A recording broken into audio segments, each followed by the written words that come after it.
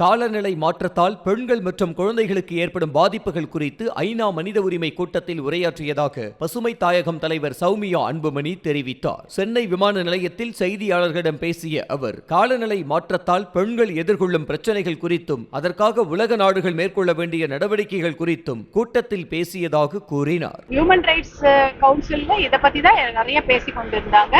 நம்ம என்ன சொல்றோம்னா, கிளைமேட் சேஞ்சால இனிமேல் தண்ணீருக்காகவே நம்ம சண்டை போட்டுக்கிறோம். தண்ணீருக்காக நிறைய தண்ணீர் பிரச்சனையாலதான் நிறைய அண்டை மாநிலங்கள் மட்டும் இல்ல அண்டை நாடுகளும் சண்டை போட்டுக் கொள்வாங்கன்ற ஒரு உண்மை இருக்கிறது. அதனால பெண்கள் தான் அதிகமாக பாதிக்கப்படுவாங்க. அதை நாம் எதிர்கொள்ளணும்னா காலநிலை மாற்றத்தை நம்ம உடனடியாக அதை ஒரு எமர்ஜென்சியா ட்ரீட் பண்ணி அவசர நிலையா பிரகடனம் செய்து அதை நாம் தடுக்க வேண்டும். அதற்கு என்ஜிஓக்களுடைய சப்போர்ட் மட்டும் இல்ல, மக்களுடைய சப்போர்ட் மட்டும் இல்ல, உலக நாடுகள்ல இருக்கக்கூடிய எல்லாருடைய ஒரு மன உறுதி தேவை என்பதுதான். செய்திகளை உடனுக்குடனும் துல்லியமாகவும் தெரிந்து கொள்ள சப்ஸ்கிரைப் பண்ணுங்க.